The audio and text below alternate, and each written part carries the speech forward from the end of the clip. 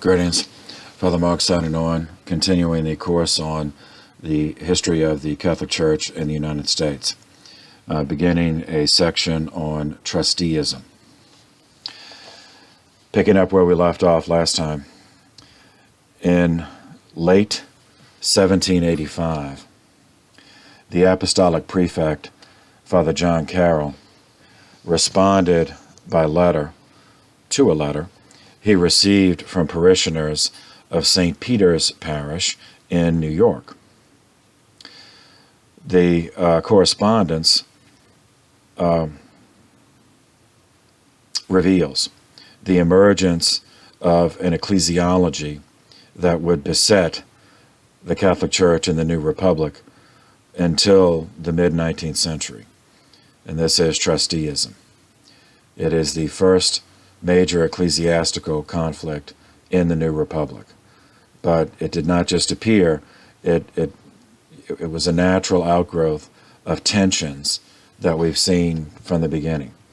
You know, all these contradictory tensions, the centrifugal forces, pulling people in different directions, were present from the beginning. In this case, with the issue of authority and the vision of the role of the Church in this new republic, which an officially secular republic. So he received the letter in '85. His response is dated January 25th, 1786. Trusteeism is the term used to describe this ecclesiological conflict. And by ecclesiology, I mean the theology of church.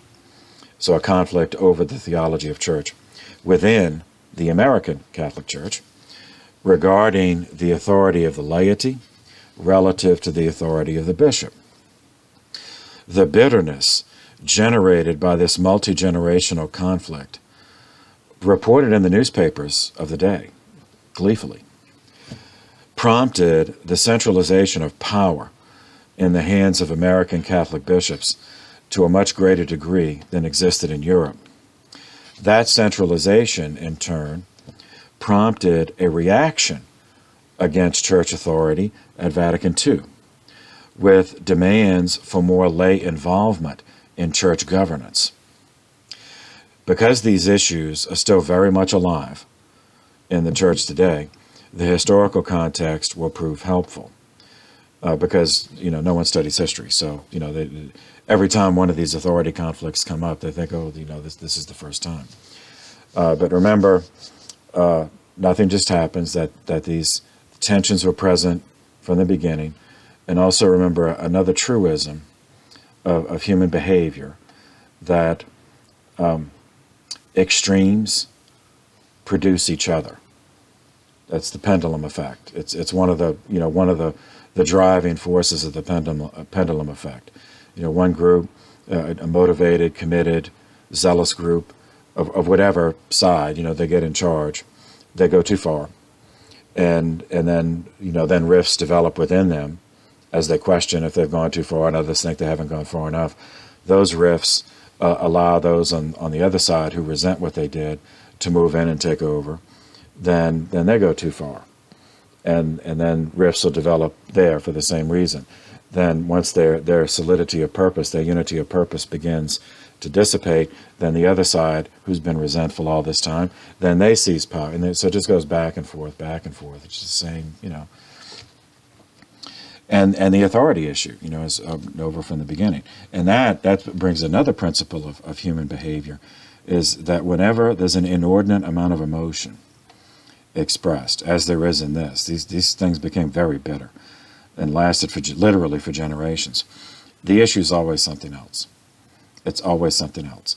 And if you scratch under the surface, it's often what is underneath is fear and mistrust and a feeling of being slighted, a feeling of being disrespected, a feeling of being dismissed, And this is on both sides of the authority issue. As authority is one of those things, as we covered in the course intro. We talked about it then in regard to slavery, but the issue is is human beings never use authority well, ever, because we're fallen by sin. And the temptation to pride is always there, and that temptation leads to abuse of power. So we never use it well. That's why it has to be kept within proper limits. But those with power seldom want those limits. So then hence you have the pendulum going back and forth, back and forth. Okay, so defining terms as they will be used here. Trustee, in this context, was a member of the laity. In this context, all male, because before 1920, women could not vote in the United States and therefore did not enjoy full citizenship legally. So a trustee was a member of the laity, adult male, who accepted legal custody of parish property and were therefore responsible for all legal matters pertaining to that property, such as negotiating loans, paying off debts, signing contracts, and hiring and firing personnel. Trusteeism is the collective name given to rebellion against the authority of bishops by some of these parish trustees, most often in asserting their legal right, according to the law of the day, to hire or fire priests assigned to them. This also gave them de facto control over the priest, what he preached, and what he was paid, or whether or not he was paid, and how and where he lived. So because of they legally, they were the fiduciaries of the property. If it came about in a certain way, not the bishop. So they could lock the doors, and they legally had the right to do that and say, well, okay, we don't want this priest, so he can't live here, he can't say mass here, and by the way, we're not going to pay him. No? So how did this happen? The legal origin. When the United States became independent, which we talked about in the last session, each state produced its own constitution, or just adapted their colonial constitution. And each of these state governments, whichever option they chose, including Maryland, which had the largest Catholic population of the original 13, had a majority of Protestant lawmakers. Therefore, when it came to composing laws for churches, these Protestant lawmakers naturally used Protestant ecclesiology as the model for their laws. As a result, the laws of all the original states of the Union were written such that a religious congregation could only have legal status and protection if incorporated, and incorporation included having a board of trustees elected by the congregation and responsible for all of its corporate legal affairs. So precedents for this. Outside of the original 13 states, the colonial lands of France and Spain, which eventually became part of the United States, had an analogous arrangement, not exactly the same, so I say analogous, but with a different origin. In Europe and the colonies founded by Catholic European countries, the practice of lay patronage, meaning patronage by a layperson of the church, was a practice that dated from the early medieval period, in which, for example, a noble, an aristocrat, somebody with money, would build and endow a chapel or a parish in return for a say in which priest was assigned there. Now, those of you, I'm also on this channel, there's also a course on medieval history that I'm doing for the second year, theologians, and so that's the section on feudalism. how that happened, which is a long, long story. If you're interested, if you are interested, check out the medieval history playlist, the section on Saint Bede, Bede. That's where I talk about feudalism, the origins of it. Now, this was, in the European Catholic system, a gentleman's agreement based on practicalities, but the Church never officially ceded to the laity the right to hire and fire priests. The Church might bow to necessity. If a king or a duke or whatever doesn't like a particular priest or bishop, the Church might transfer him. But the canonical principle remained that bishops, in union with the Pope, control the affairs within their diocese, and religious superiors of religious orders within their orders. And, there were overlapping jurisdictions, so you might have religious orders that also had care for a parish. And in that sense, like whatever religious priest was in charge of the parish was responsible to the bishop for that parish. But that religious priest also was responsible for the rest of life to his superior. So there is overlap in jurisdiction. Now, returning to American practice, the trustee system was adopted into American Catholic practice in three possible ways. First, bishops could establish new parishes. And if they did, like Bishop John Carroll, who's the first one we're going to talk about, if they did, they had to abide by the law of the land if they wanted to protect church property from arbitrary seizure.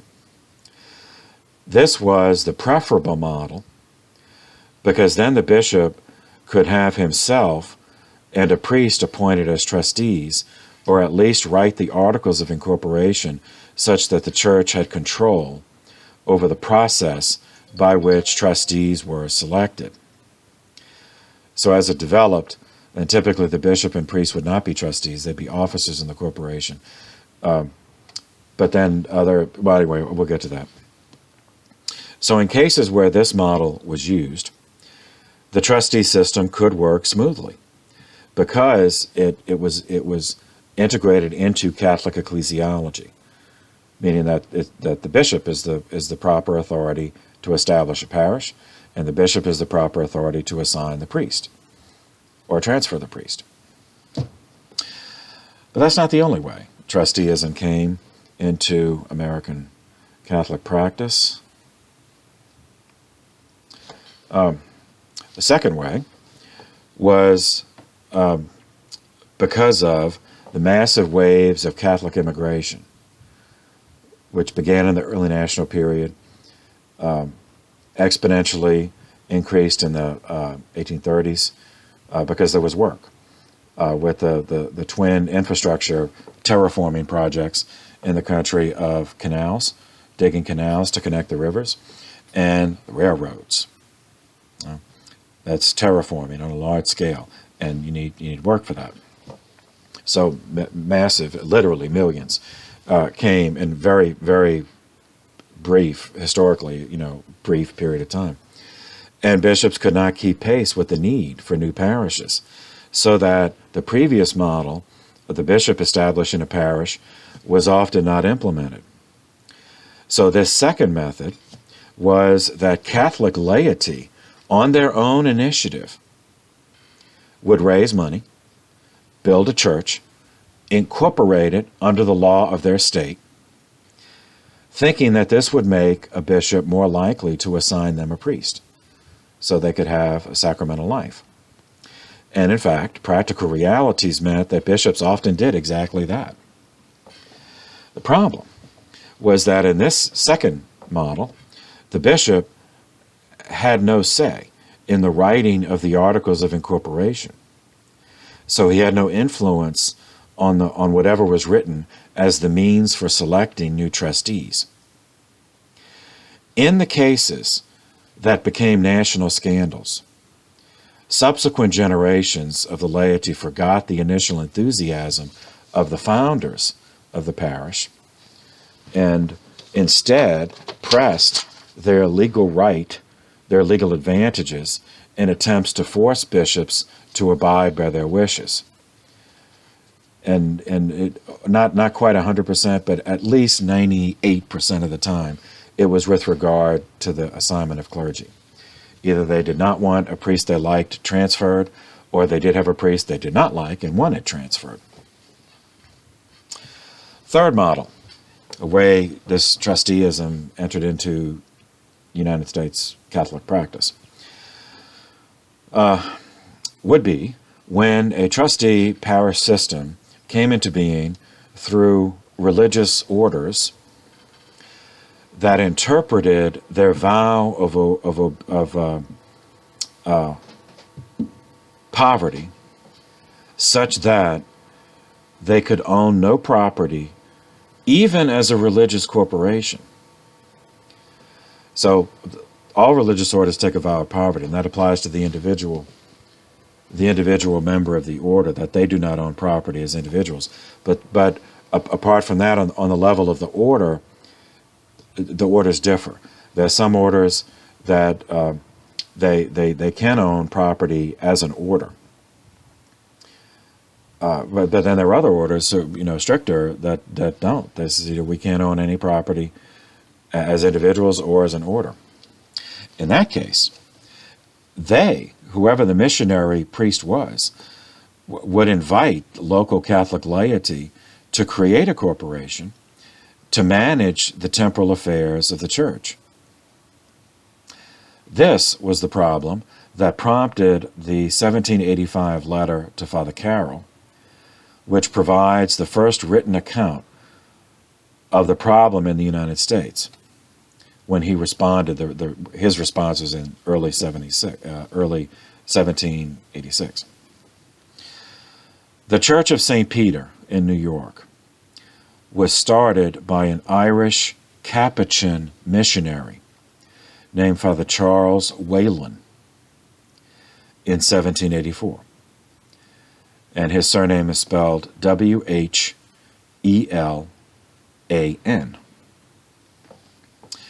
Capuchins happened to be one of those religious orders that believed in both individual and corporate poverty, so that even though a parish was founded by a Capuchin priest, the Capuchin order would not own the property it was built on, or the church, or the rectory, or later if they built a school or anything else. Father Whelan then, owing to this, gathered members of the Catholic laity in New York to raise money to build a church and incorporate it with members of the laity as trustees. 1 year passed. In 1785, another Irish Capuchin arrived named Father Andrew Nugent, N-U-G-E-N-T.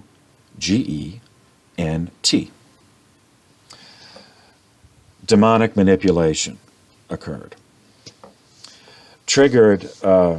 which triggered the game of divide the priest. And both men surrendered to this temptation. So, seminarians, beware. This game is still played. So when you go to the parish, chances are on your first assignment you'll have at least one other priest there, even if, the pastor. You might have more. But there are going to be a few in the parish, not all, but there's going to be some personality types in the parish that are going to play the game of divide the priest. Try to make you and the pastor hate each other. And just know that impulse is not from God. All right, anyone who tries to do that is not your friend. All right, so don't fall for it. Inevitably, but these two guys did. They fell for it. Inevitably, this was followed by division within the congregation as people divided. Some supported Father Whelan, some supported Father Nugent. And that is the end. That's the goal. That's what Satan wants, is division and fighting. It doesn't really matter what we're fighting over. As long as we're fighting, then all of our energy, attention, focus is on that, on winning the fight. And so then there's no momentum left to push forward the mission of the church in the parish. So that's what's behind all of this.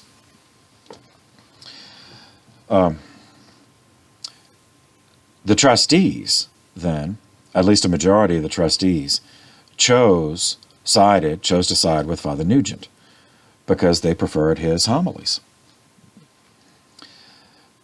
Whereas other members of the congregation who were not trustees wrote to Father Carroll as the Catholic superior of the nation to protest this. Because the trustees, when they sided with Nugent, then told Wayland, you have to get out. You don't own this, neither does Wayland, we do. But we chose him, so you can't live here anymore. We're not supporting you anymore. So you have to get out. So other members of the laity thought Father Wayland was mistreated, so they wrote to Carroll about this. Now, Father Carroll had zero legal or canonical means to offer any remedy because of the state of the law at that point.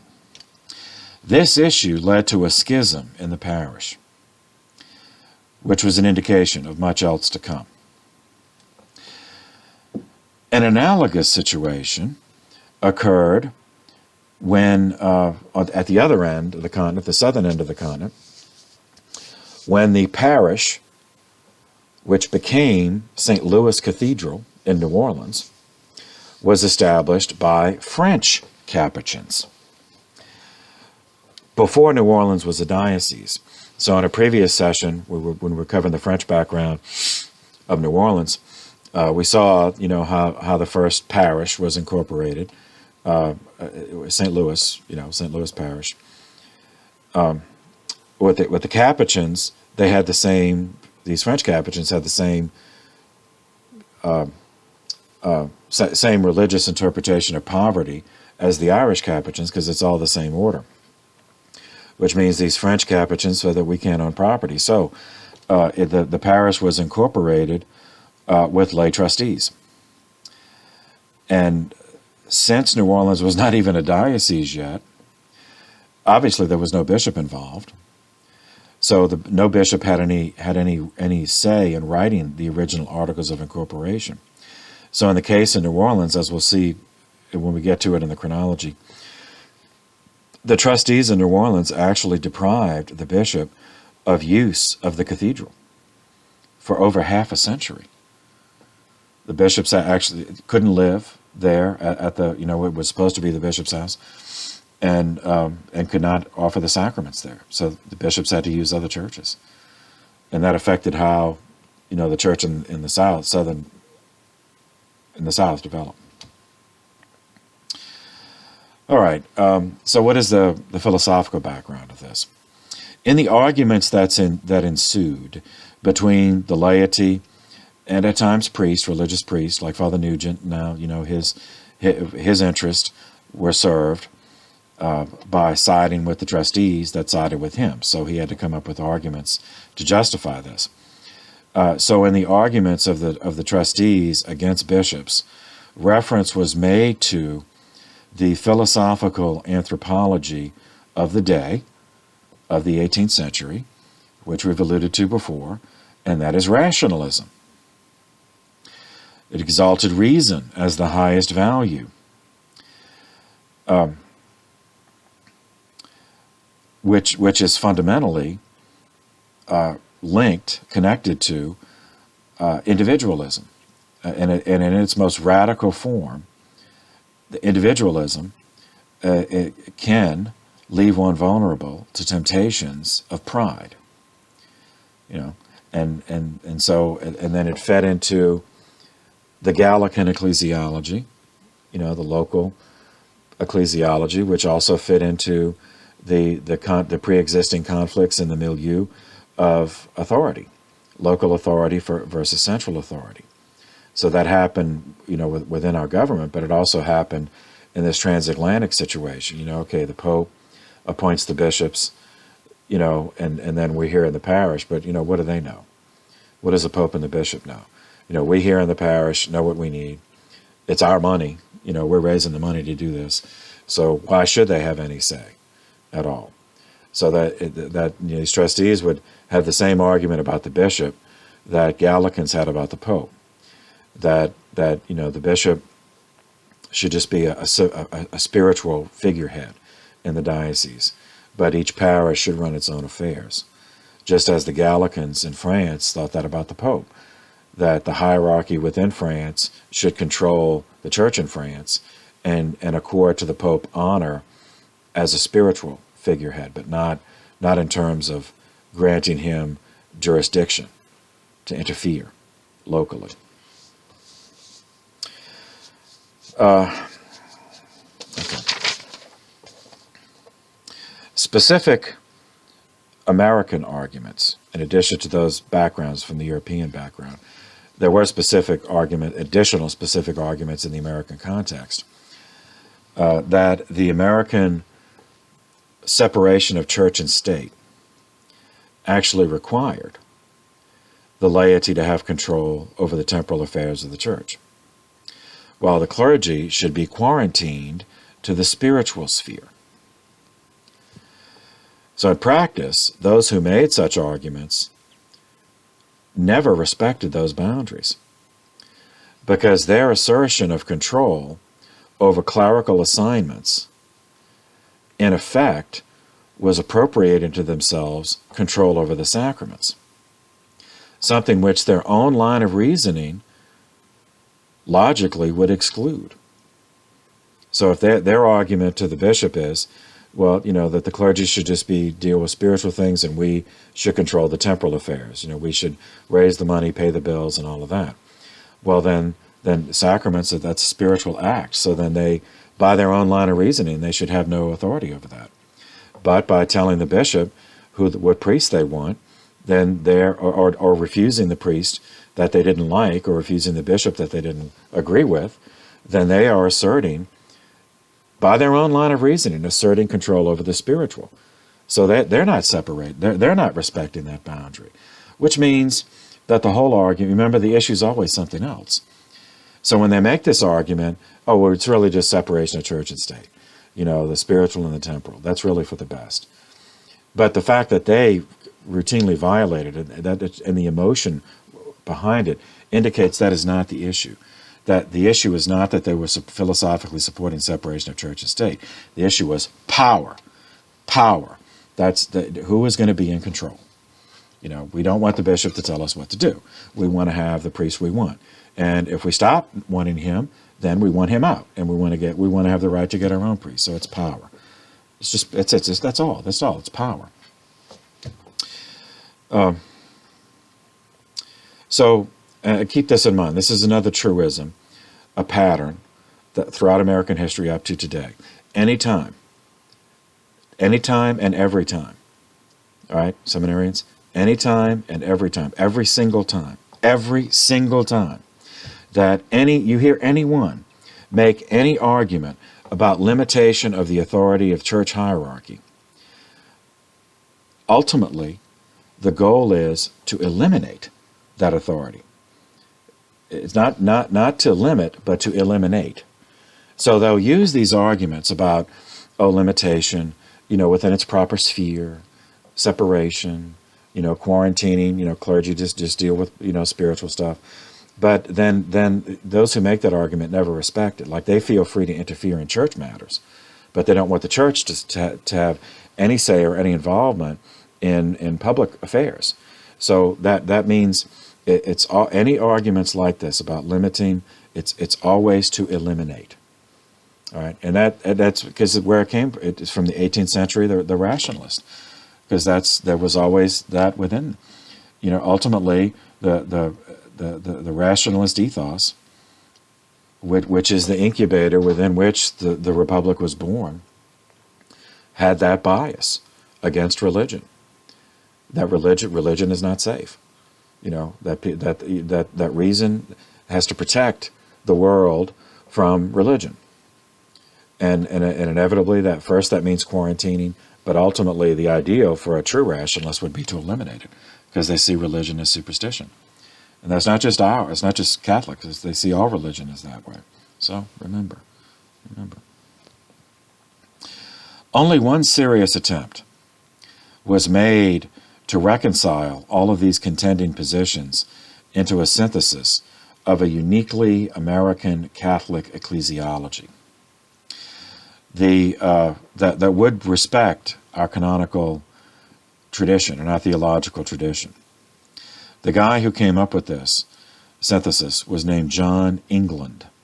England like the country. But just for the sake of confusion, he was not English, he was Irish. But his name was John England. And to add to the confusion, later in the course, we're going to meet another bishop whose name was John Ireland, although he was from Ireland. John England, who we'll discuss him below. Anyway, he was a bishop, an immigrant bishop. We'll get to him below. He called his proposed synthesis constitutional Catholicism or Republican Catholicism. Now, that was a time that there was no political party at that time when he coined that name that was the Republican Party. So he's saying just Catholicism in a republic. Yeah. All right. So before we get to him, we're not going to have time to talk about every trustee scandal because there were dozens of them that hit the newspapers. So it's pretty well documented. So instead, I'll reduce it to a summary of 5 models of how this issue was resolved. Or not, as we'll see. 5 models of coping with trusteeism in American history.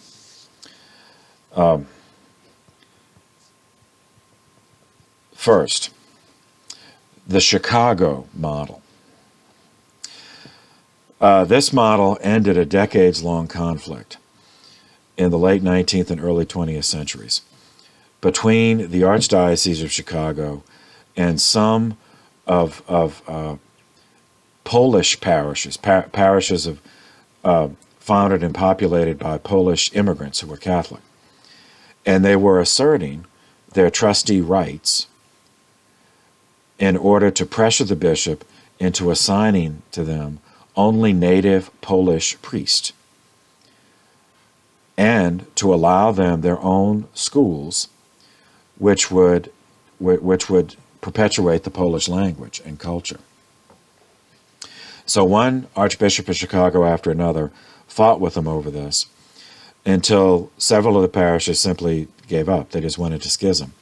And they joined the Polish National Church, which is schismatic, and it derives its holy orders from what are called the Old Catholics. And there's a long story behind that. I mean, anyway, they're not in union with Rome. I'll just leave it at that. So the Chicago model would be to just let them go. That if they want something that contradicts Catholic ecclesiology in terms of the authority of the bishop, well, okay, just let them go. Second model is the Philadelphia model. St. John Neumann, that's Neumann,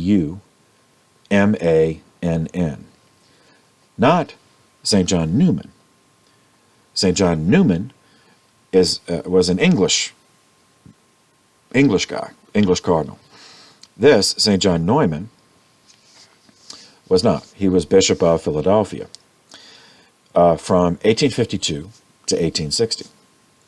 He faced 2 major trustee fights, Holy Trinity Parish and St. Mary's Parish. His solution was to build churches in union with him across the street from the trustee schismatic parishes, and then inform the laity through the media of the day, which was newspapers, that any Catholic who attended those trustee churches would be in schism.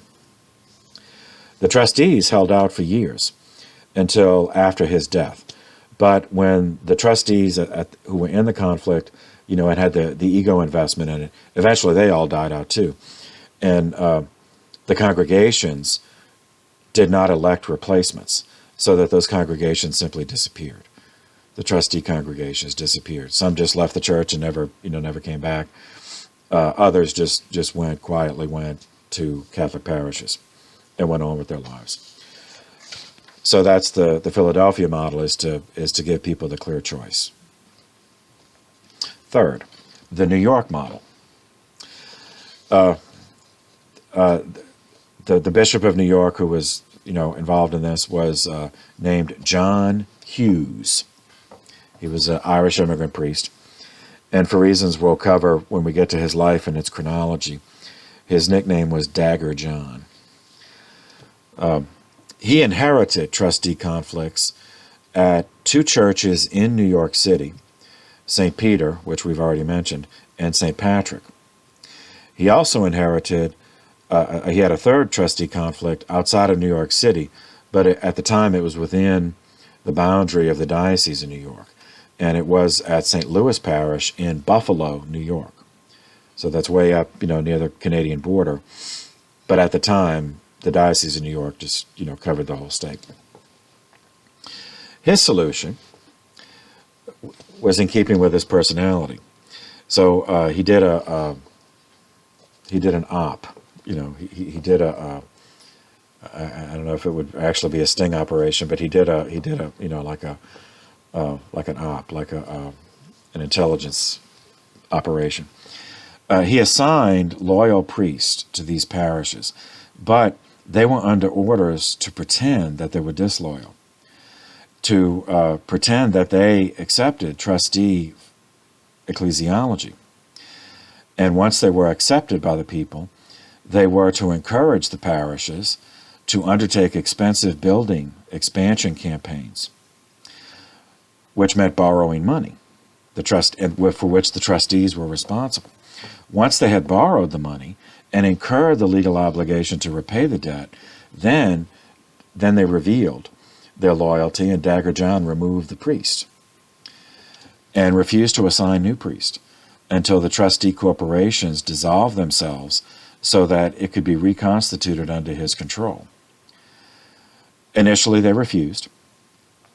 So Dagger John announced that he was going on a tour of the western United States, and he'd return in 6 months, 8 months. With no priest assigned to those parishes, meaning no sacraments were taking place, the trustees of those churches had no way to raise money to make the debt repayments. As they were legally liable, that meant their own houses were on the line, their own personal resources were on the line. And they did face the possibility of losing everything, losing their home and life savings. So by the time Dagger John returned, it ended up being 6 months later, they were desperate, and they did whatever he wanted. And he did not buy them out. So they still had to make good on the loans from their personal resources. So he hung them out to dry and let them be an example. They went bankrupt, so they had no choice but to surrender their trusteeship or see their hole get deeper. And then Dagger John got the parishes back. And there were no further trustee problems in the Diocese of New York. Fourth, the New Orleans model. Antoine Blanc, that's B-L-A-N-C. And for locals, this is not the same person as Bishop Blank, B-L-E-N-K. That's another bishop, but he was German immigrant. This one is Antoine Blanc, B-L-A-N-C, who was a French immigrant. He was Bishop of New Orleans from 1835 to 1860. He inherited the trustee problem at his own cathedral, which I alluded to earlier, St. Louis. Previous bishops had simply given up. They lived at the Ursuline Convent on Charter Street, just within walking distance of the cathedral, but they used St. Patrick Church on Camp Street as the de facto cathedral. St. Patrick Church was built by Irish immigrants, and it still functions. Beautiful. It's still functioning. It's on Camp Street for those of you locals or those who ever visit New Orleans. It's worth a trip. It's a beautiful church. Worthy to substitute as a cathedral. The trustees in this case, in the New Orleans case, as distinct from the Philadelphia and New York situations, the trustees in New Orleans were able to continue making money because a substantial population in the city was willing to live in schism. And sacramental life continued, is the trustees would essentially hire and pay and support renegade priests who did have holy orders, but for some reason they got in, they were not on good terms with their own bishop or their own religious superior. So Blanc worked his way through the legal system until friendly Catholic lawmakers changed Louisiana law such that the bishop could be the president of all parish corporations calling themselves Catholic. Now, ex post facto, it could not be retroactively applied. So his solution, once the law was written the way he needed it, then his solution was typically American. He simply bought out the trustees, just paying them far more than it was worth in material terms. But once he did, then it was reconstituted as a corporation with himself as president. The vicar general of the diocese, whoever that was, would be the secretary of the corporation. The pastor, whoever that was, would be the treasurer of the corporation. So the pastor can sign checks to pay the regular bills, and then there would be 2 laymen as trustees. So there'd be 3 clergy and 2 lay trustees. So if there would be a dispute, the clergy, as long as they remained obedient to the bishop, could not be outvoted by the laity. This New Orleans model, with some adjustments, became and remains standard for Catholic parish and corporation in the United States, because the corporate laws were written in such a way, eventually, that nonprofit corporations could exist. But this was not at first the case.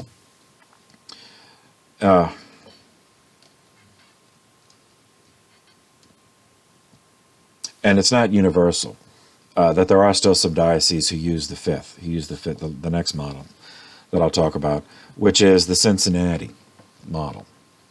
This is the corporation sole model. That's SOLE, corporation sole, as in solo one, one. The background of which: John B. Purcell, Purcell,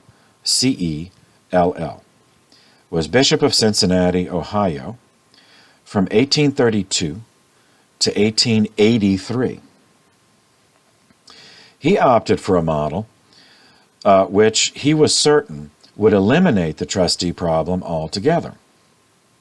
So initially, using the New Orleans model to solve his local trustee problems, essentially just buying them out, he then had all of the parishes vote themselves into a corporation sole structure in which all the property of the diocese would be in the personal custody of the reigning bishop. His intention was well-meaning, but the good bishop had not considered the reverse, the potential liability he was incurring. So trusteeism was not the only potential threat. Now, this was not apparent initially, but it did become apparent, and he lived long enough to see it, until this. You see, this is one of those things that's going to be it's going to be unbelievable, because we're living in 21st century and just the laws and things of like this would not happen today, could not happen today. Of course, one of the reasons is because of this precedent. So Bishop John Purcell ordained his brother Edward as a priest and gave his brother wide latitude of authority in terms of administration in the diocese, because the bishop himself, he just by temperament, he preferred more pastoral duties. But he was the one on the hook as bishop. He was the corporation's soul. So his brother was doing things, not immoral. I mean, his brother was not but doing things that eventually exposed the bishop. So what happened?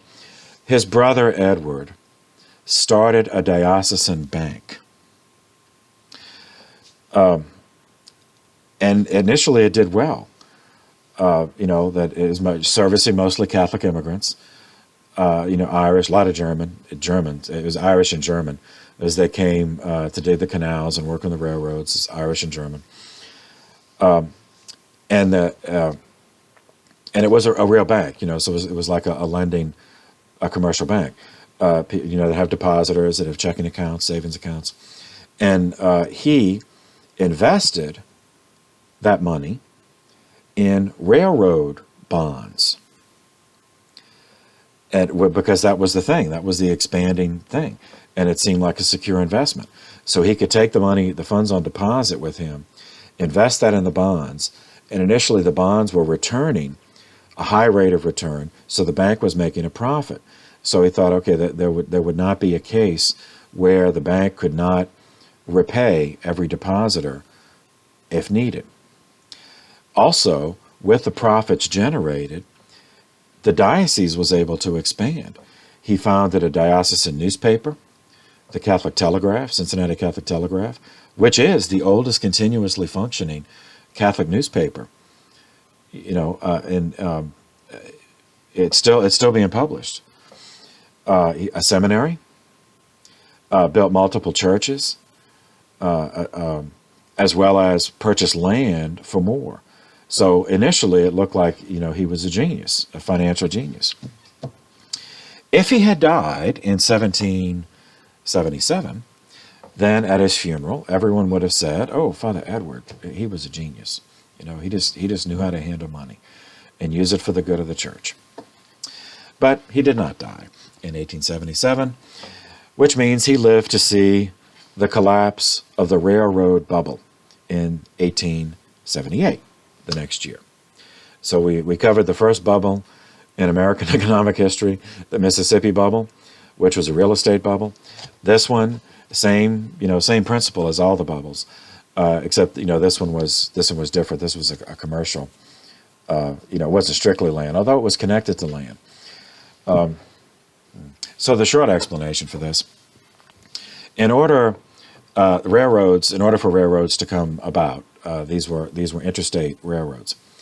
One way the government encouraged this, it was by public-private partnerships. So the government would grant rights of way to the railroad, and which included, like, whatever the path of the railroad was, the government would grant in certain sections of the railroad, grant the land on either side to the railroad, even though initially there was nothing there. But the railroad company could then recoup their investment partially by selling that land. And people would buy it knowing it was going to be more valuable if it was linked to an interstate railroad system, because then it would get traffic. So that they would decide, okay, right here, okay, it's near a water source, so we're just going to put a town here. And, so people would buy the land. They want to be there, so then it was going to be a boom town. And, and then on and on and on. So now the next way the railroads would make money is once it was finished, once they had multiple towns like this, they would run freight and they would run passengers. And of course they would charge for that. But all of this, railroads, like we talked about with the Mississippi bubble, with in terms of plantations, it's not going to make money immediately. This is the years and years of effort and highly skilled labor and technical difficulties. Had to get the timber for the first level of the railroad, get the steel, get the machines built and transported. Meanwhile, all the time you have to pay people who are working. All this time you have to pay them, you have to house them, you have to transport them. So all that is money, more and more money being spent, immense mountains of money being spent, and on this time you're not getting a return. So if you invested your life savings, and you're waiting and so people start to panic, and then when all it takes is a few. The first few might get their money, but then all it takes is one who goes and didn't get all of his money back. Like what he invested, he did not get back when he pulled it out. Then the run starts. Then the value of the bonds completely tanks. And the rest of the investors are shafted. So that's what happened in 1878. Now the bank was a diocesan bank, and the diocese was corporation sole. So that bank, like the bishop was on the hook for that bank, just as he was for all the other institutions. That meant the bishop was personally responsible for the liabilities of that bank, which turned out to be when there was the inevitable run on the bank, and it turned out that the bank owed $2.5 million more than it had on deposit or could fund, since what it had as what it would have used were the railroad bonds. But those railroad bonds plummeted in value, so the bank owed $2.5 million more than it could repay. And the people it owed it to were depositors, just ordinary Catholics who were, putting their money in there. So Bishop Purcell, the honor of the church is at stake. And Cincinnati couldn't, so he had to close the seminary, sold it off. He sold the land, some of the land that that was going to be for parishes as it expanded, but he had to sell that off. Even had to close some parishes and sell off that land too. Still, that wasn't enough. So he made a national appeal to bishops, and all this has survived. This is all documented. Saying that the honor of the church is at stake. And so bishops from around the country, they raised money and they sent it to essentially bail them out. There was no government bailout of banks at that point, because the law was those laws were not written until the 20th century. So eventually it was paid off, but he was emotionally he was wrecked by this, and Rome had to send a coadjutor, who eventually succeeded him, Bishop Elder. Elder is actually his last name. And it set behind the progress of the church in Cincinnati for decades, because the seminary was closed and so much other property was closed, and they could not begin to recoup until all this was paid off. And then in addition, there's the trust factor that was lost. And that takes at least a generation of perfect behavior to get back. Okay, so the current model, which is again not 100% use this model in the country, but it's the well over 3/4 use it, and it's the nonprofit corporation model at the diocesan level, and with parishes individually incorporated, so that so that what happened in Cincinnati would not occur, so that all the parishes would not be on the hook, for something that one parish did or something that the diocese did. Okay, the effects of the trustee conflict in the country can be summarized in 4 points. First, it made American Catholic bishops paranoid about encroachments on their authority by both priests and laity. It's throughout the 19th century and into the 20th century. Second, by way of reaction, so you see extremes produce each other, so by way of reaction, the bishops adopted an administrative model of complete centralization of power in the hands of the bishop, with extreme discipline being enforced on priest and laity, and the laity being completely excluded from any involvement in church governance. Third, when Vatican II began speaking of the people of God, this was taken as a signal by those who were tired of what they regarded as hierarchical absolutism.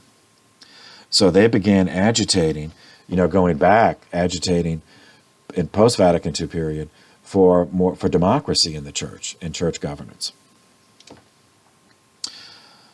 And fourth, well, it's just like a summary point, is that disputes over authority within the church have continued. Even though the particular trustee problem was written out of the law, but the philosophical problems remain, and that tension over authority, local versus central, parish versus diocese, diocese versus Rome, in some cases, that all those attitudes are still there. So the liberal conservative thing that happened after Vatican II, that didn't just happen in 1965. Remember that. It's still with us today. So some relevant scripture passages. The letter to the Hebrews, chapter 13. The whole letter is on the structure of a Christian community in the New Testament period. One exemplar quote is from verse 17. Hebrews chapter 13, verse 17, quote, "Obey your leaders and defer to them, for they keep watch over you and will have to give an account, that they may fulfill their task with joy and not with sorrow, for that would be of no advantage to you." So, the authority, that bishops weren't just asserting this authority out of nowhere, that does have biblical foundation. In terms of the universal church ecclesiology, Gospel of Matthew, chapter 16, verses 18 and 19. This is the famous one that Jesus says to Peter, "You are the rock, and on this rock I'll build my church. The gates of hell will not prevail against it. I give you the keys to the kingdom of heaven. Whatever you bind on earth is bound in heaven. Whatever you loose on earth is loosed in heaven." Then the Gospel of John, chapter 20, verses 19 to 23, in which Jesus bestows the power to forgive sins on the apostles, on the apostolic college, so to speak. And the apostles, the same, who were at the Last Supper. So they have the fullness of the priesthood, which they share with us, with other priests, through the sacrament of holy orders. In the Catechism, relevant Catechism passages. Now these numbers, remember, refer to the paragraph numbers, not page numbers. So whatever edition you use, these are the paragraph numbers. Numbers 874 through 887 summarize our Catholic ecclesiology, the hierarchical constitution of the Church. Numbers 888 through 896 are on the office of bishops, the threefold office of the bishop: to govern, to teach, to sanctify. Numbers 897 through 913 are on the laity, the lay faithful, and their role in the church. Numbers 832 to 835 are on what's called the particular church, but that like the diocese. In this case, that's what it means. What is the diocese in the Catholic hierarchical structure? Okay, so that unit, that's on the Trusteeism. So now, in the same time period, while there were these internal ecclesio-constitutional struggles were going on, there were also similar, analogous constitutional struggles going on in the secular, national level. Which brings us to Shays' Rebellion. That's S-H-A-Y, Shays, S-H-A-Y-S. August 1786 through February 1787. This was a tax revolt, just as the whole American Revolution was a tax revolt. So this is another one.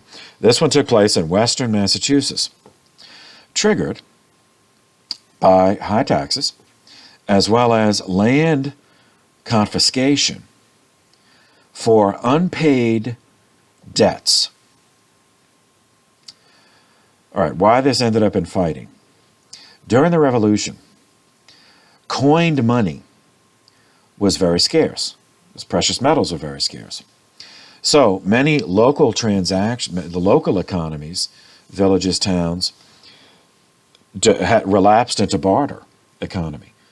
I'll trade you eggs for my chicken, in exchange for, apples, from your tree, that kind of thing.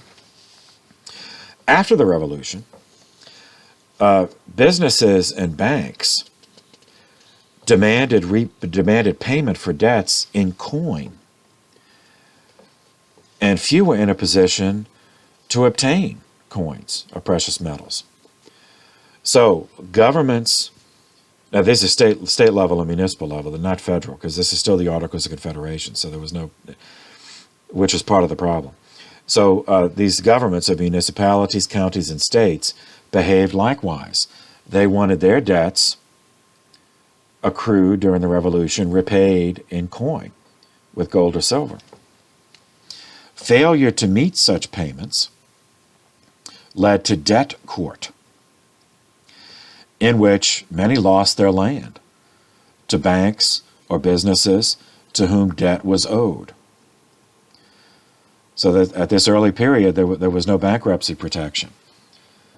There was no option. Like to declare bankruptcy, to seek protection from the courts, to reorganize your finances, to repay over time and installments. There was none of that. So this was legal. I mean, this was the law of the time. You couldn't pay your debts, then whatever assets you have belonged to the creditor.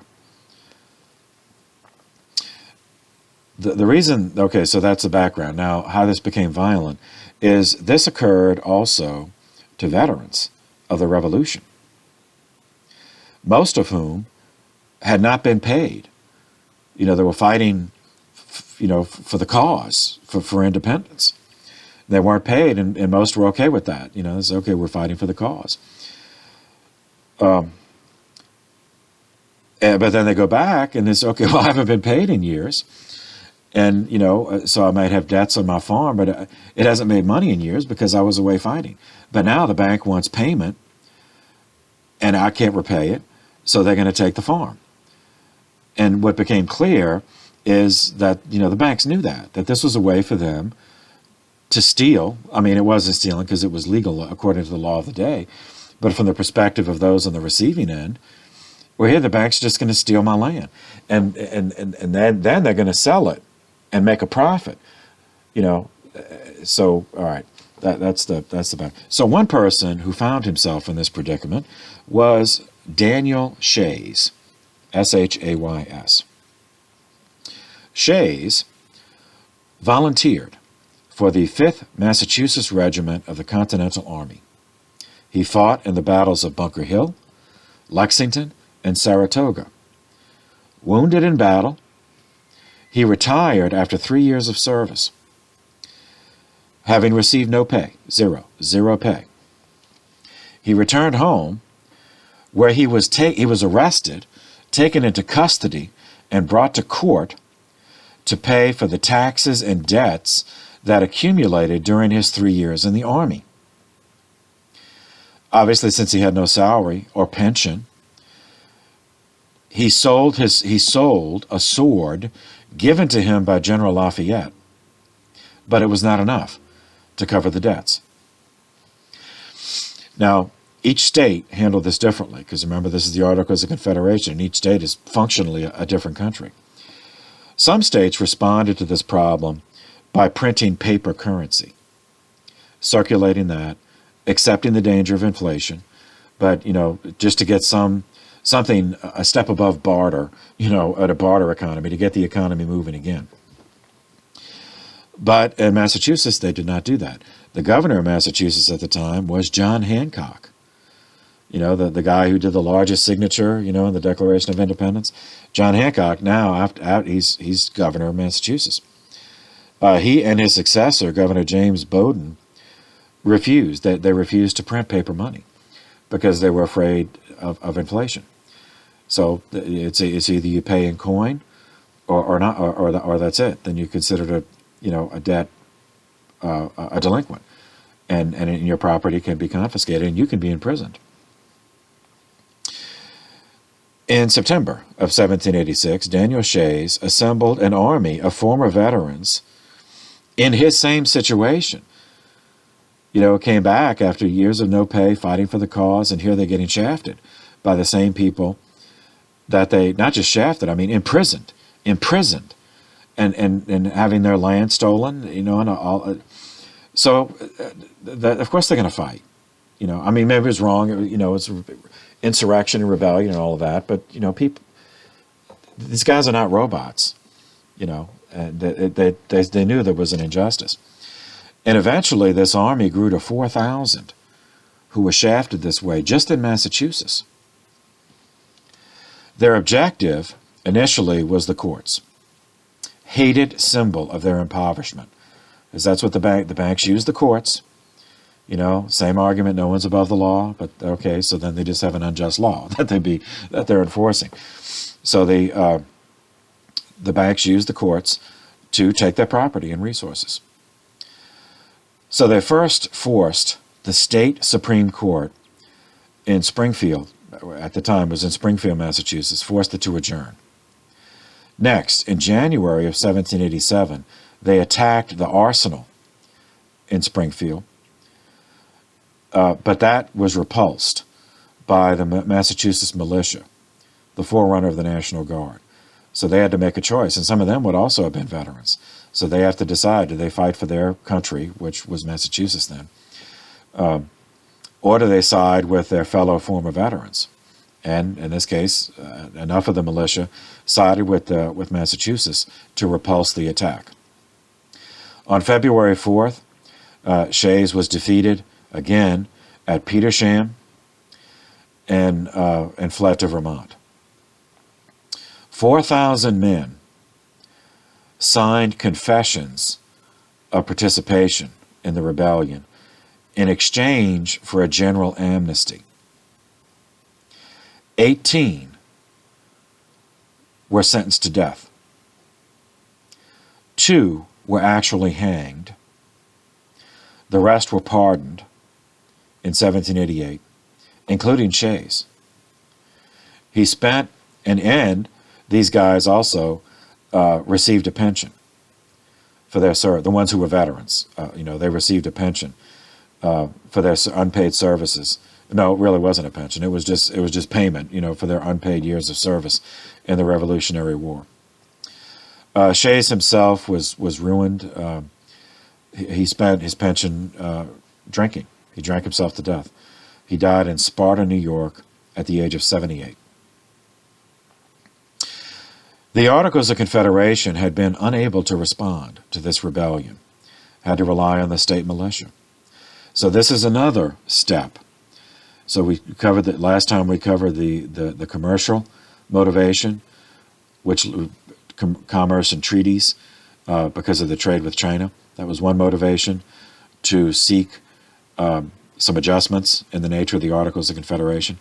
This is another one, an actual rebellion, an open rebellion, provoked by injustice, but still an open rebellion, and that the Articles, the central government couldn't respond to. So another contributing factor to the Constitutional Convention, which began in May of 1787. And to that we now turn our attention.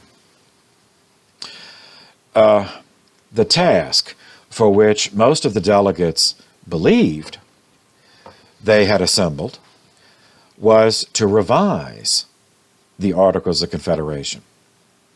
Instead, at the outset, Virginia Governor Edmund Randolph presented a plan prepared by James Madison for the design of an entirely new national government.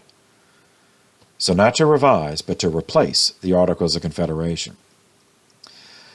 This proposed plan would lead to a 4-month process of argument, debate, compromise, resulting in the development of the Constitution of the United States.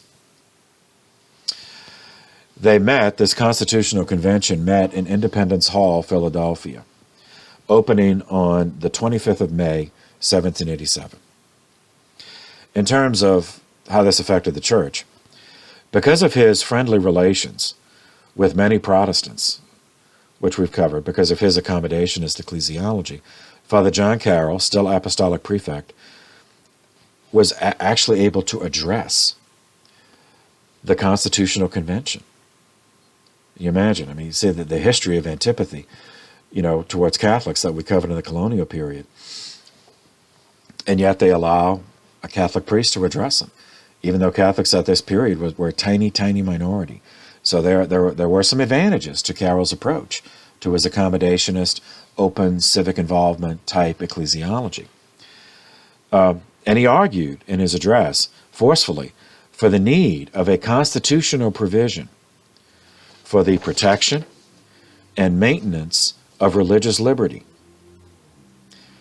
And at least in part to him, he wasn't the only one arguing this, but but he was one of them. So at least in part, he gets the credit for the provision in Article 6, Section 3 of the Constitution, which reads in part, quote, "No religious test shall ever be required as a qualification to any office or public trust under the United States."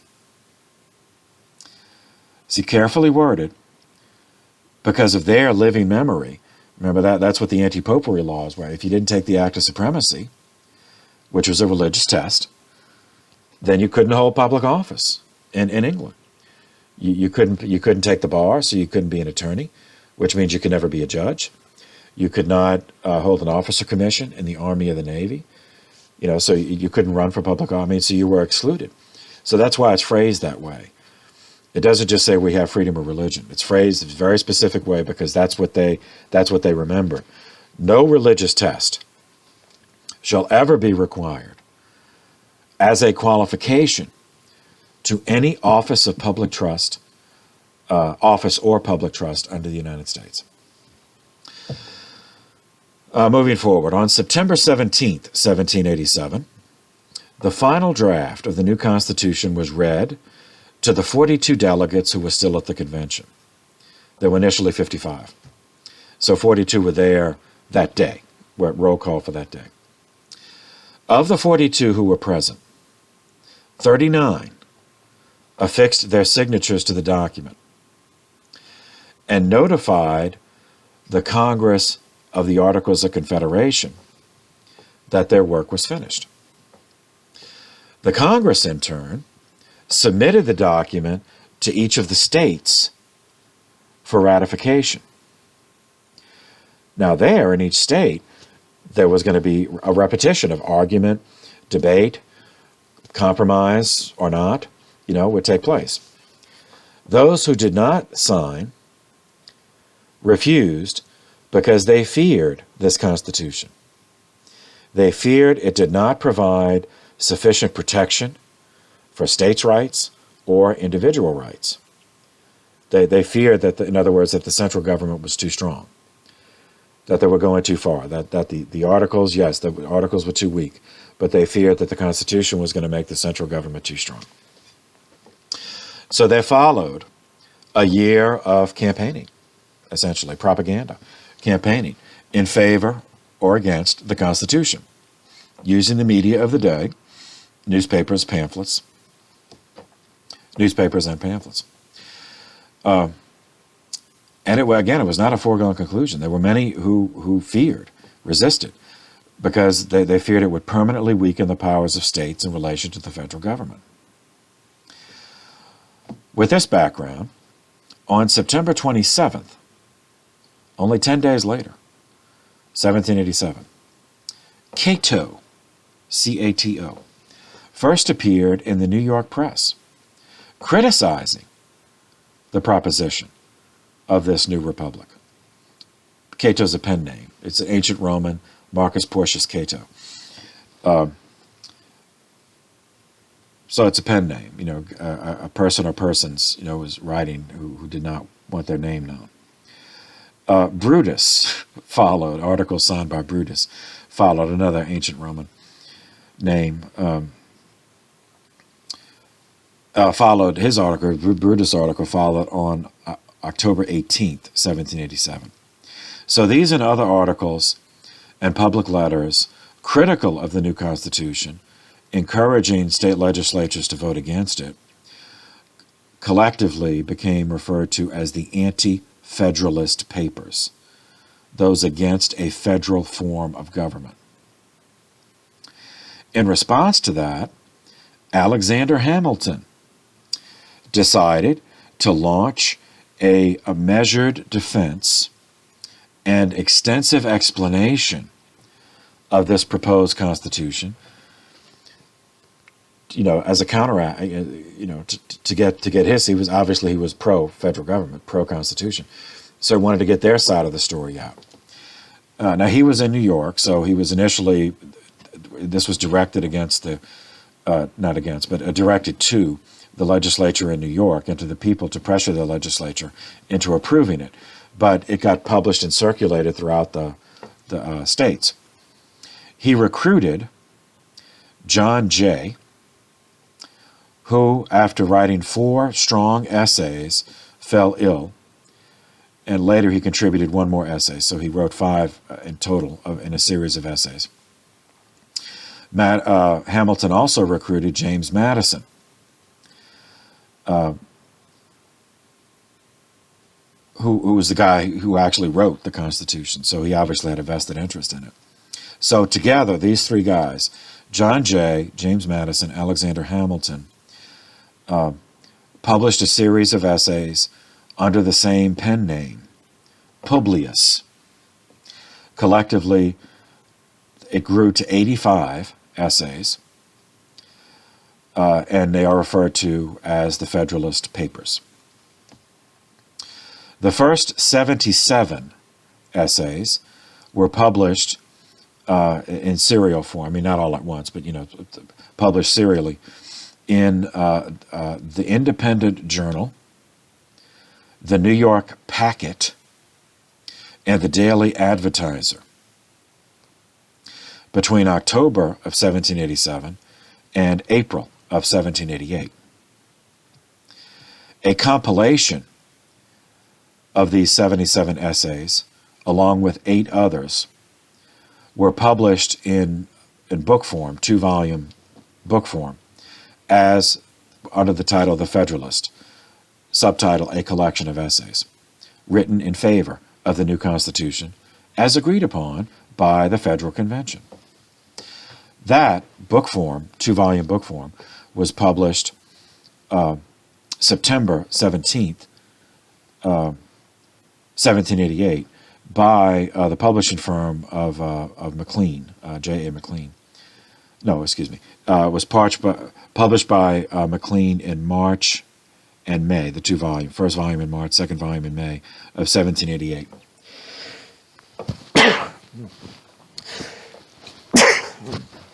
Excuse me. The last 8 essays, numbers 78 to 85, were published in other New York newspapers between June 14th and August 16th of 1788.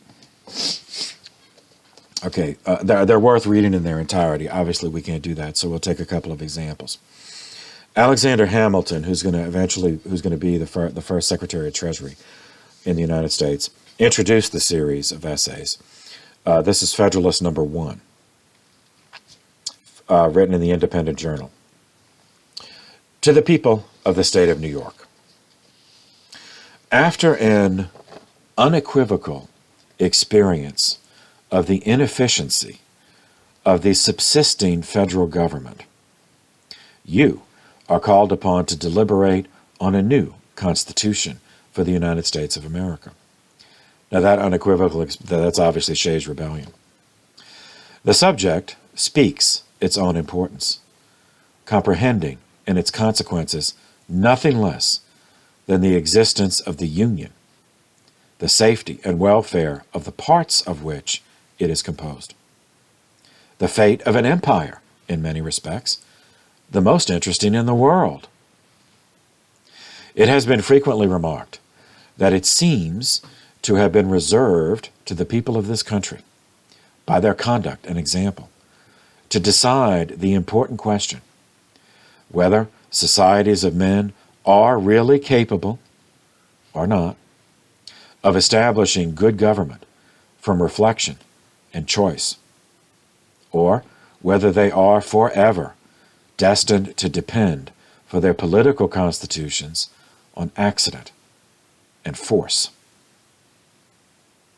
If there be any truth in the remark, the crisis at which we are arrived may, with propriety, be regarded as the era in which that decision is to be made, and a wrong election on the part we shall act may, in this view, deserve to be considered as the general misfortune of mankind. So skipping down, Federalist number 10 is an essay written by James Madison. I choose that as the other example because Madison wrote the Constitution. This one was, Federalist number 10 was published on November 22nd, 1787, also under the name Publius.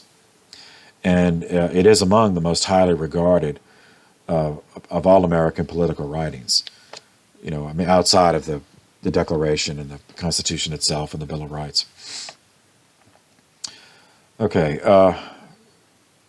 in part, I can't read the whole, but we'll do a substantial quote because that'll be the last example for the unit, and then we're going to move into what happened, and then how it became undermined immediately by political parties. So Federalist number 10, quote, "To the people of the state of New York, among the numerous advantages promised by a well-constructed union, none deserves to be more accurately developed than its tendency to break and control the violence of faction." All right, so remember who he's writing to is people who just saw a rebellion in one of the states by veterans of the Revolution. You know, so the violence was a real threat that they saw.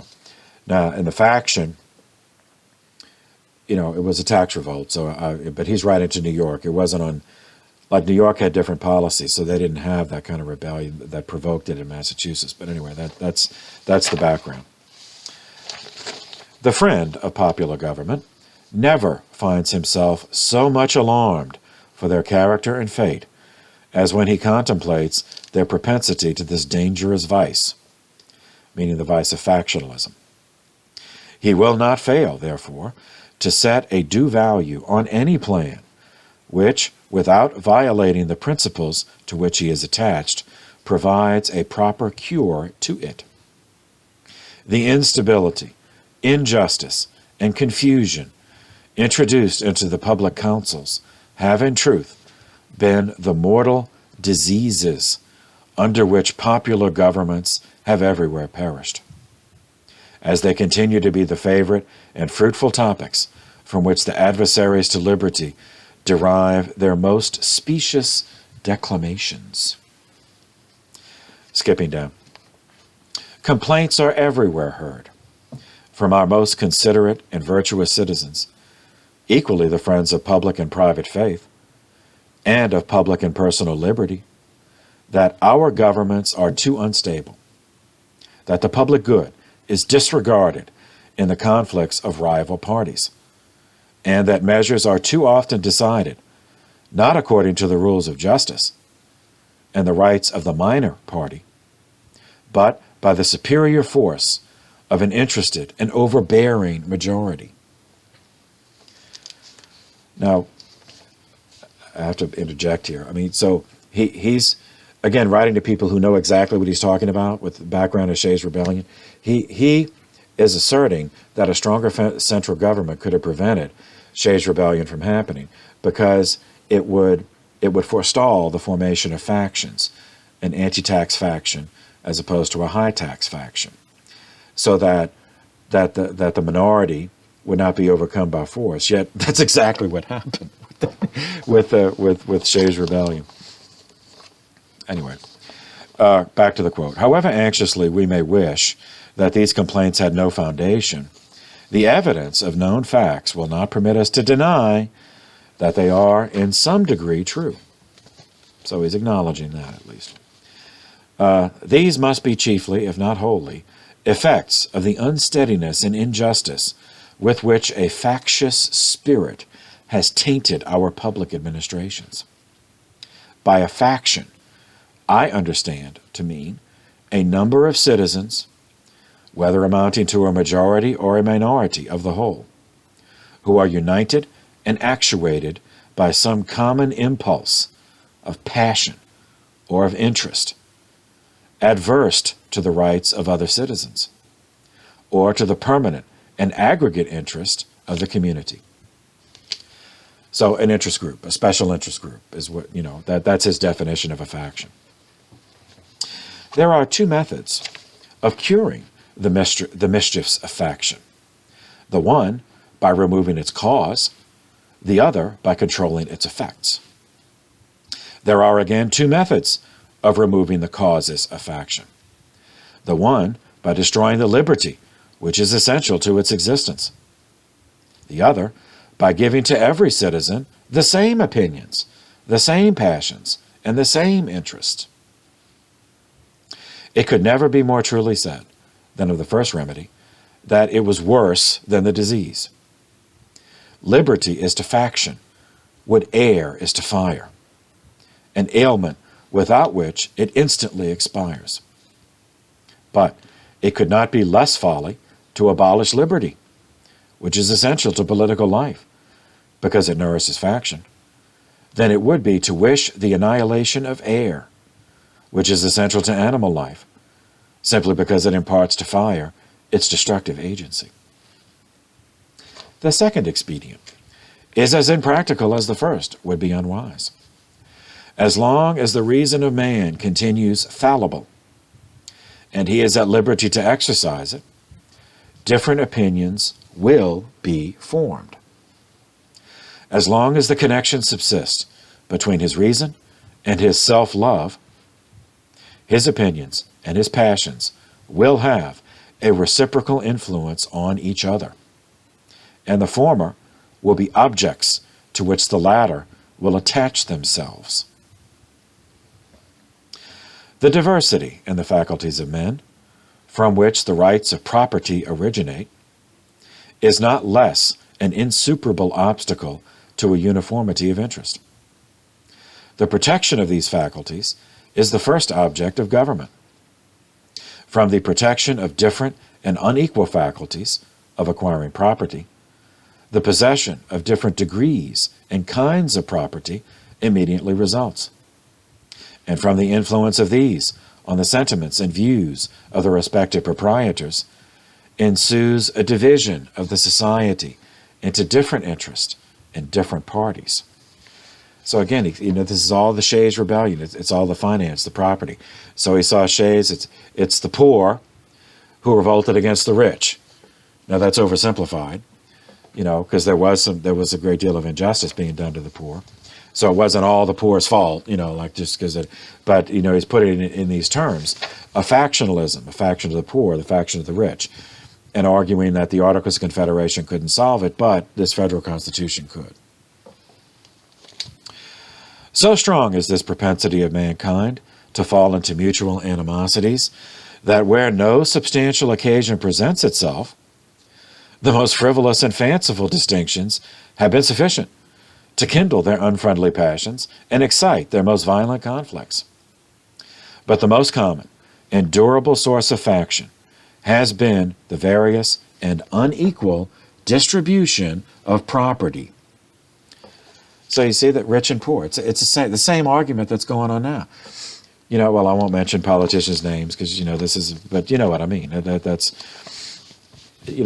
still the same arguments about tax policy. Who should pay more taxes? Their fair share, as they say. And where should that tax money go? And so it's still from the beginning, that this isn't just happening now in 2020. But nobody studies history. So they think, oh, wow, this is new. Those who hold and those who are without property have ever formed distinct interest in society. Those who are creditors and those who are debtors fall under a like discrimination. So you see, back to Shays' Rebellion. A landed interest, a manufacturing interest, a mercantile interest, a moneyed interest, with many lesser interests, grow up of necessity in civilized nations, and divide them into different classes, actuated by different sentiments and views. The regulation of these various and interfering interests forms the principal task of modern legislation, and involves the spirit of party and faction in the necessary and ordinary operations of the government. Right, so you catch that? So now he's explaining how. First he asserted, okay, the Articles couldn't handle it. This Constitution will. And this is why. Because all these different interests, so he's not saying we can eliminate those. There's always going to be different. Some people are going to be rich, some are going to be poor. Some will be merchants. They'll make their money off of commerce. Some will be moneyed interest, which is the banks, make their money off of money, and so on. But all of them will be involved in this federal government. And so his reasoning is that if they're all involved, they all have a stake in this government and correlatively a reason to not rebel and try to overthrow it. All right, skipping down. It goes on like that for a while. So skipping down. The interference to which we are brought is that the causes of faction cannot be removed, and that relief is only to be sought in the means of controlling its effects.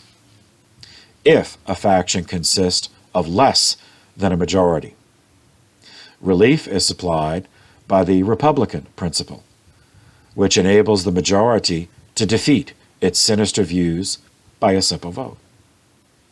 It may clog the administration, it may convulse the society, but it will be unable to execute and mask its violation under the forms of the Constitution. When a majority is included in a faction, the form of popular government, on the other hand, enables it to sacrifice to its ruling passion or interest both the public good and the rights of other citizens. From this view of the subject, it may be concluded that a pure democracy, by which I mean a society consisting of a small number of citizens who assemble and administer the government in person, can admit of no cure for the mischiefs of faction. A common passion or interest will, in almost every case, be felt by a majority of the whole.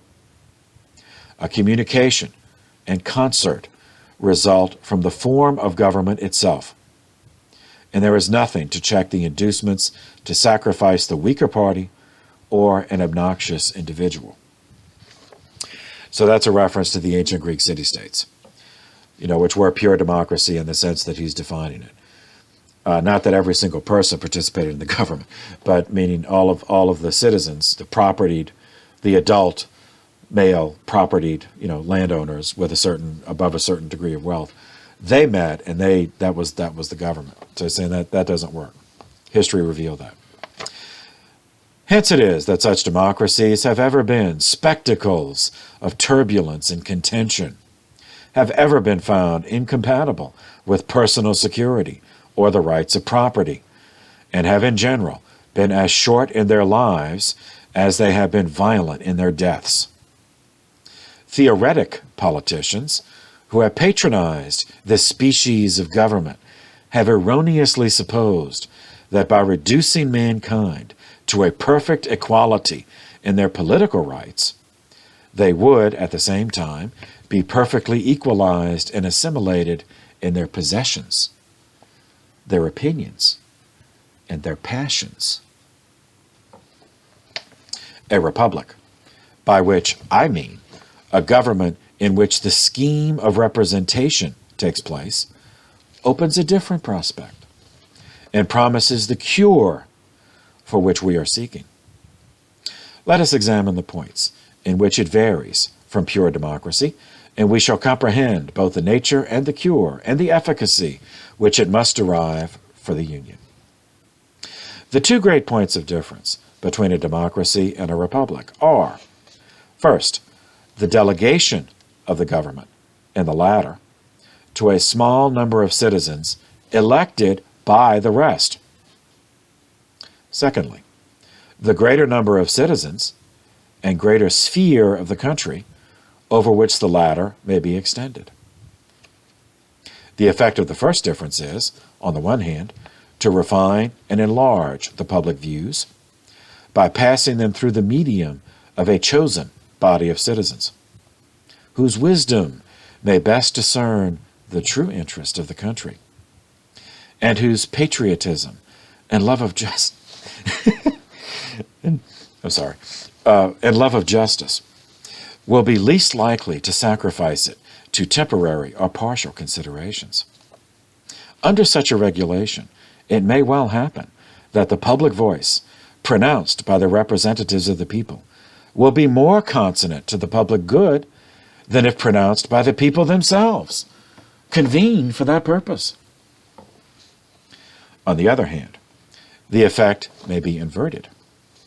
Men of factious tempers, of local prejudices, or of sinister designs may, by intrigue, by corruption, or by other means, first obtain the suffrage and then betray the interest of the people.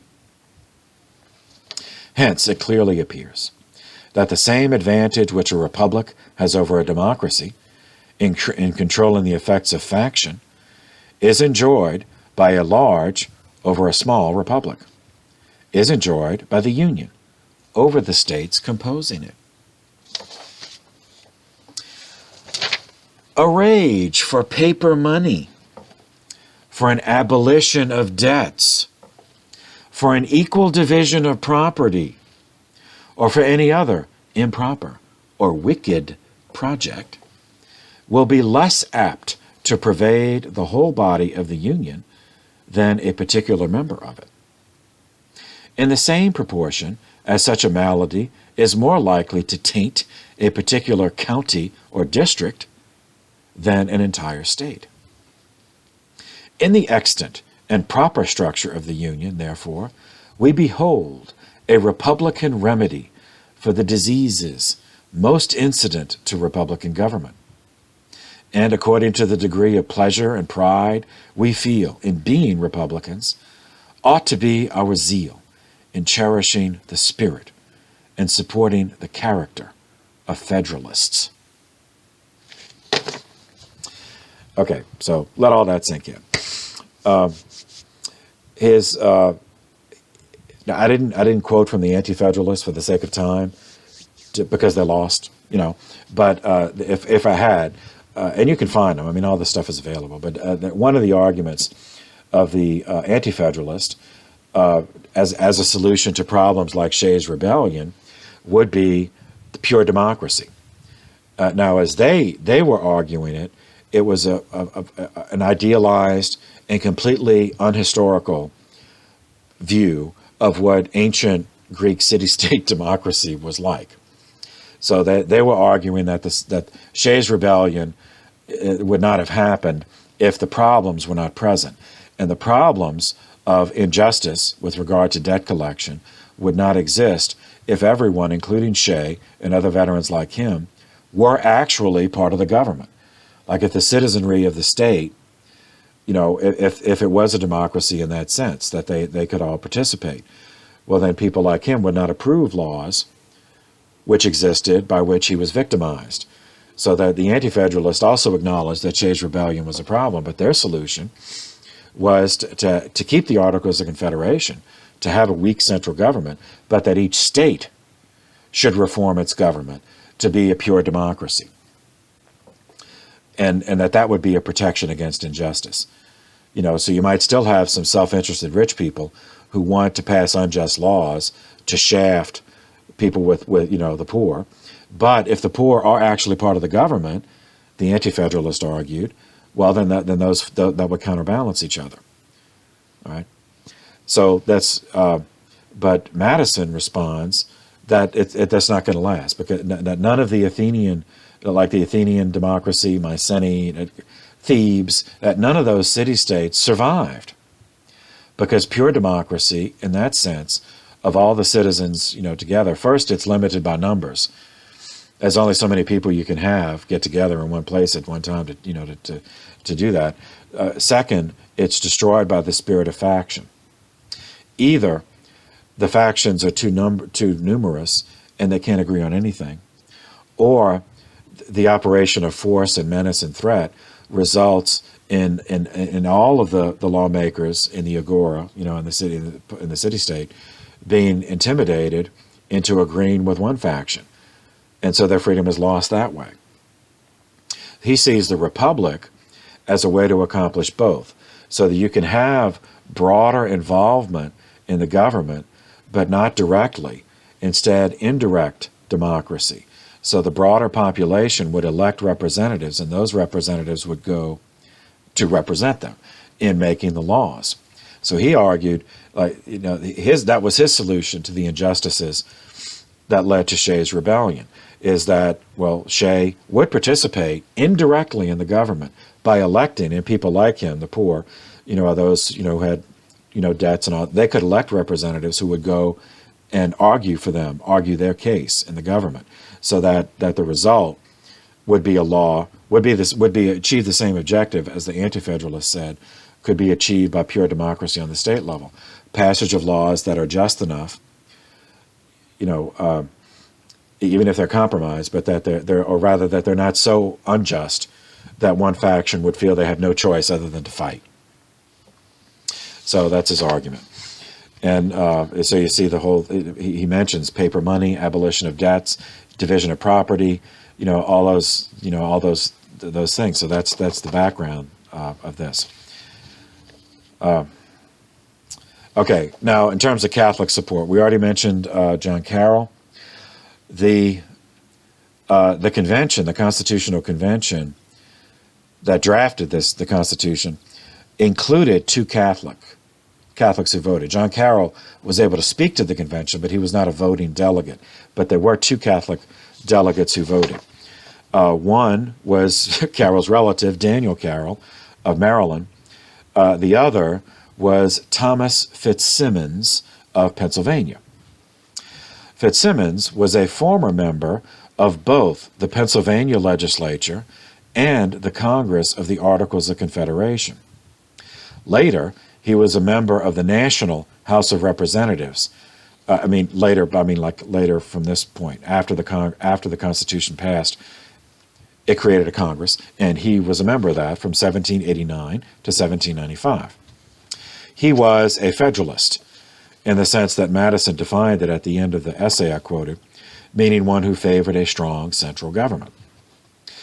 He made an address to the legislature of Pennsylvania, which had to decide whether to vote to ratify the Constitution or not. He addressed them on the 29th of September, 1787. Now, he was, apart from all of his other interests, he was a leader of the commercial faction, so to speak, the mercantile faction, in the towns, urging swift ratification, lest the anti-federalist German farmers and Scots-Irish frontiersmen in Pennsylvania have time to coalesce into successful opposition. And it worked. Pennsylvania was the second state to ratify the Constitution on December 12, 1787.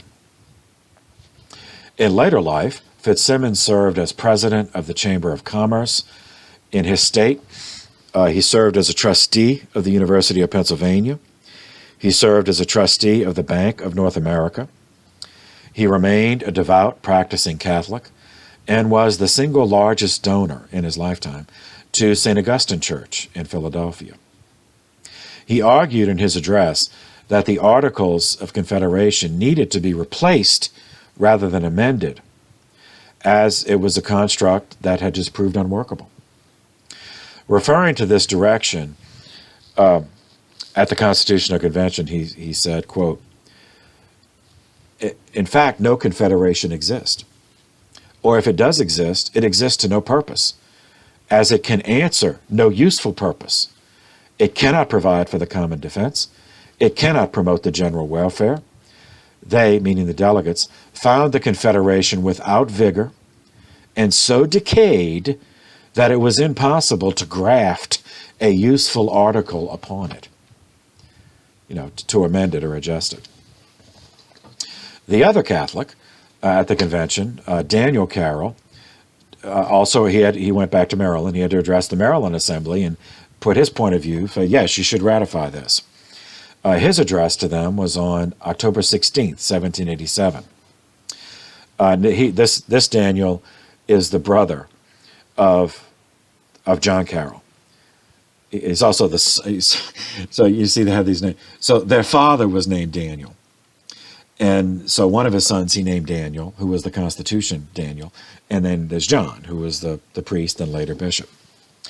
Daniel Carroll also was a Federalist. He urged swift ratification. And his fellow Marylander, Samuel Chase, who was not a Catholic, but he wrote essays urging delay. He was an anti-federalist, so he also wrote essays. Now, his pen name was Caution. So Daniel Carroll responded to Caution with an article of his own, signed "A Friend of the Constitution." Later, Daniel Carroll served in the U.S. Senate for Maryland and was one of the 3 commissioners appointed by Washington to survey the new federal district, which became Washington, D.C. It's now our federal capital. On the 21st of June, 1788, just 9 months after the state ratification process began, New Hampshire became the 9th state to ratify the Constitution, and at that point it went into effect.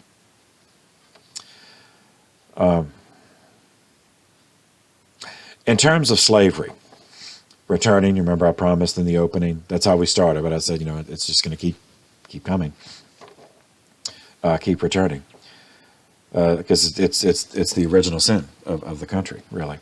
So in terms of slavery, the Constitution of the United States enshrined the consent of the governed on the issue of slavery in 3 passages. So remember, in the Declaration, I said here you had the ideal and the real, just, in consecutive sentences. The ideal, that all men are endowed by their Creator with unalienable rights, life, liberty, and property. The very next sentence, to bring these about, governments are created that derive their power from the consent of the governed. All right, so this is the real. So this is how the ideal was betrayed.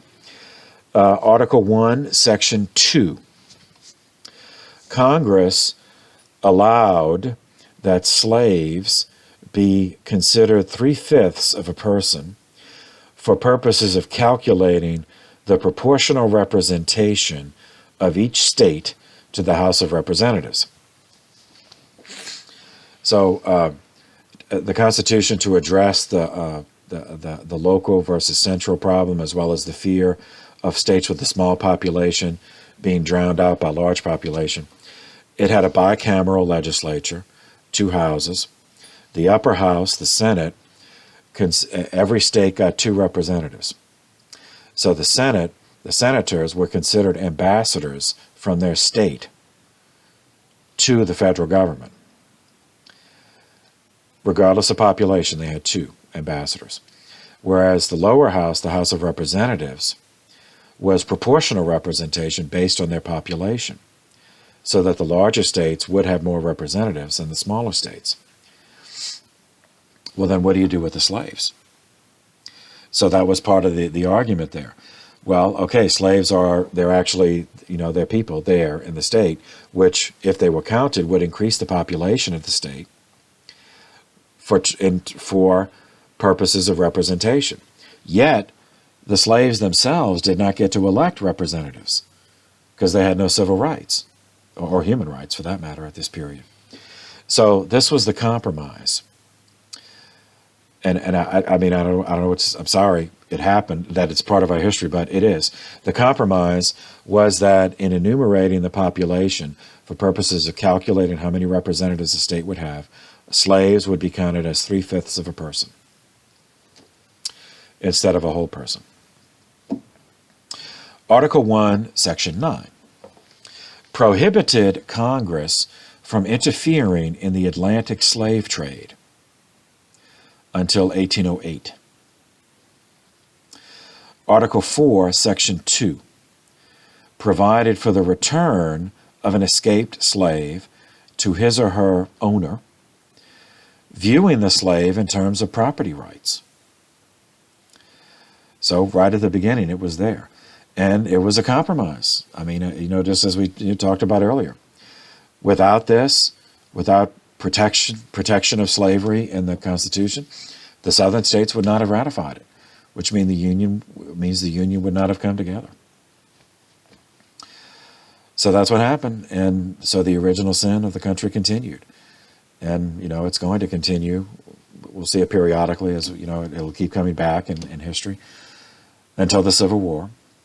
And then after the Civil War, it didn't go away. Slavery was outlawed, but the problem, the sin, did not go away, and it just morphed into the particular version of ethnic hatred. That's still with us.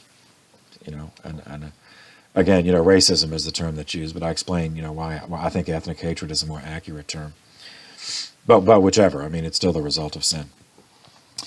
Okay, note, 7 American presidents were slave owners, including George Washington, Thomas Jefferson, the guy who wrote the Declaration, James Madison, who wrote the Constitution, James Monroe, Andrew Jackson, William Henry Harrison, and James K. Polk, P-O-L-K. The Catholic Church in the United States proved as incapable as the secular rulers of the United States in formulating a coherent response to slavery. In their milieu of having, at least they believed, they had to find a way to compromise and reconcile the interest of the northern states, which did not have a slave-based economy, with the southern states that did. Some, both Catholic and Protestant, took the biblical passages that I referred to in the opening lecture as divine approval of slavery. So they had no moral qualms at all about owning slaves and large plantations and allowing that in the Republic. So, well, okay, God, it's in the Bible. Now, of course, as we covered in the opening, that's why I covered those passages, those are taken completely out of context and conveniently ignored other passages which are more direct and explicit. St. Paul in the Galatians, there's neither slave, Jew nor Greek, slave nor free, all are one in Christ Jesus. Conveniently ignored that. Now, others were ashamed of slavery and would rather that it not existed at all. But they didn't see a way that it could be ended immediately. So they just kind of hoped that it would naturally evolve out of usefulness and then would go away. So that's wishful thinking. It was only a small group of Catholics, I'm sorry to say, who joined the ranks of the abolitionists. So the abolition movement, I would love to be able to sit here and tell you that the movement to abolish slavery in the United States derived in the Catholic Church. I would love to be able to say that. If true, I'd get on the church roof and scream it every day. But that's not what happened. There were Catholics involved. There were individual Catholics involved.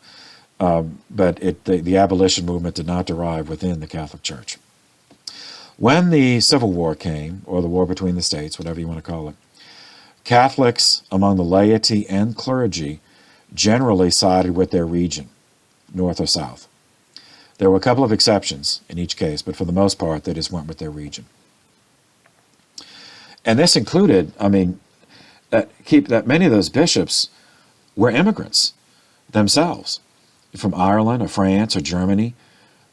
So whatever region they were in, that's what they sided with. And anyway, we'll get to that in later in the course. So the Constitution was ratified, and it is still the law of the land. But the philosophical differences that emerged during the debate, which themselves were based on previous centrifugal forces, those issues did not go away. The differences remained principles of division within the electorate. The relative authority of state versus federal government, the role of the United States in the world, the funding mechanism, for governments, municipal, state, and federal, how that would be decided, which brings the issue of individual rights. Who has the right to vote? Is it only those who have a financial stake in the society, those who have property, or those who can afford to pay a poll tax? Or is it everyone? Is it everyone who works and therefore contributes something, even if it's not in terms of property? All that's all present right there from the beginning. And those issues are still with us today. These differences, despite James Madison's assurances in Federalist 10 that this Constitution would prevent such a thing, nevertheless, the endurance of these issues fostered the emergence of political parties.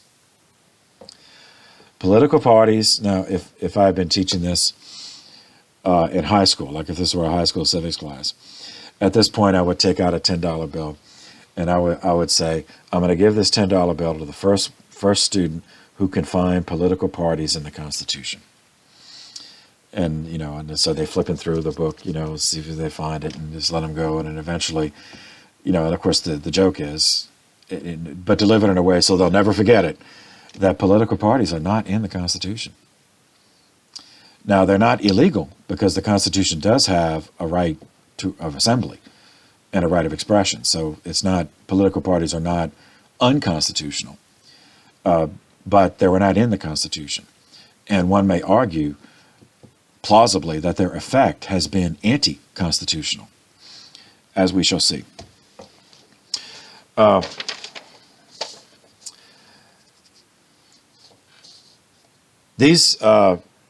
divisions over these issues were kept in abeyance during Washington's presidency. He had 2 terms, and then he voluntarily retired. But they emerged. As soon as he announced he was not going to run for a 3rd term, the political parties emerged. And these political affinity groups have changed their names over the ensuing 200 years, along with the definitions of what liberalism means and what conservatism means. Yet the underlying philosophical categories have been identifiable from the beginning. So we'll stop there, and we will pick up next time with the proto-political parties in the New Republic. So in American history, that will move into the early national period. For the moment, thank you for your attention. This session is adjourned.